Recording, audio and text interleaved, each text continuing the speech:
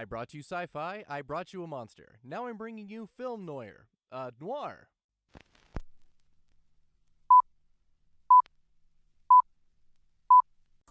For those of you who don't know, which is the purpose of this series, film noir is a term for films that are menacing, dark, and carry a mood of fatalism.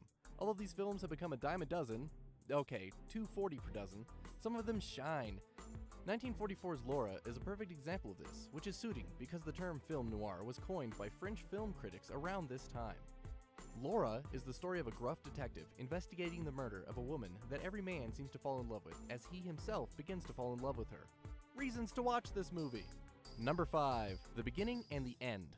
I understand that both the beginning and the end of movies are almost always a great reason to watch, but the bookends of this movie stand out. We open the film with a slow pan and a voiceover from our lead antagonist, giving us a short order setup of the film.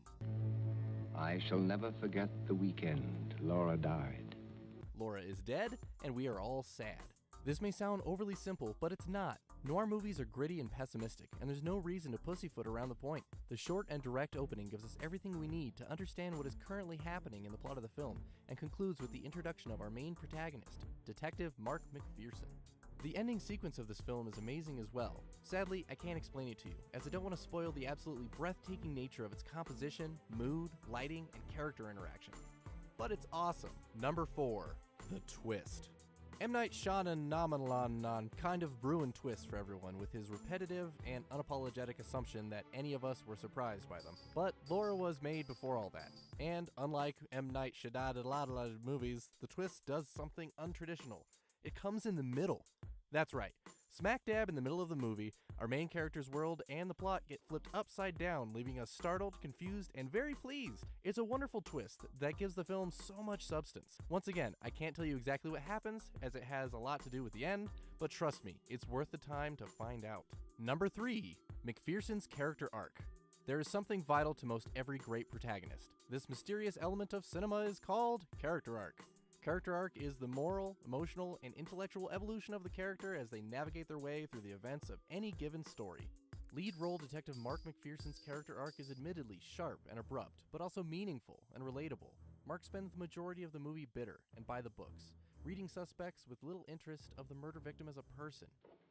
Doll in Washington Heights once got a fox fur out of me. Ever know a woman who wasn't a doll or a dame? Yet suddenly, as he stares into the face of Laura's portrait, filled with the stories of her beauty, grace, and soul, he realizes that he really does care, and has in fact fallen in love with the girl he never knew. Number 2. The composition of the film. This film is beautiful. It just is. I don't mean the story or acting, I mean visually. Beautiful. To give you an idea of how beautiful it is, Laura's director of photography, Joseph Lachelle, won an Oscar in 1945 for Laura's cinematography. I'm not saying this is on par with Citizen Kane, but there are shots in this film that are stunning to look at. This is one of the flashback scenes from the film. We see Laura's bright skin and white dress highlighted against the dark suits of the men around her, giving her an angelic feel. Even when another woman enters the shot, she is also clad in black and further emphasizes how Laura stands out from those around her. Here we see McPherson interrogating multiple characters. He is higher and closer in the frame, giving him an obvious dominant look. Later, when he's just listening, he steps back and he sits, giving him a more lenient look. When we see McPherson falling in love with Laura, we are exposed to mirror after mirror, showing us the duality between his heart and his head as they separate. Number 1. The characters. As I said before, this is classic film noir, and it has classic film noir characters. But classics are classics for a reason. It's the same reason we love a classic car. There are newer versions, and yeah, they're slick, but the classics are just so damn original and classy. Our lead antagonist, Waldo Lydecker, is wealthy, sophisticated, cultured, yet blunt, arrogant, and antisocial. He sees himself as above other men, and the most deserving of Laura's affections. We love to hate him, and can't wait to see him fall or fail. McPherson is rude, aloof, dismissive, and lowbrow, but at the same time clever, intuitive, and always one step ahead of his suspects. Exactly 7 o'clock. After that, You ate a lonely dinner, then got into the tub to read. We even get a chance to understand why so many men fall in love with Laura, seeing her as witty, graceful, and strong. We want McPherson to catch the murderer. We long for Laura to be returned to us. We wait and grin as Waldo steps even closer to the limits of his stability. If you love modern film noir or are curious about the genre, you should try viewing Laura. Take the time to fall in love with a woman we never knew, yet tragically lost.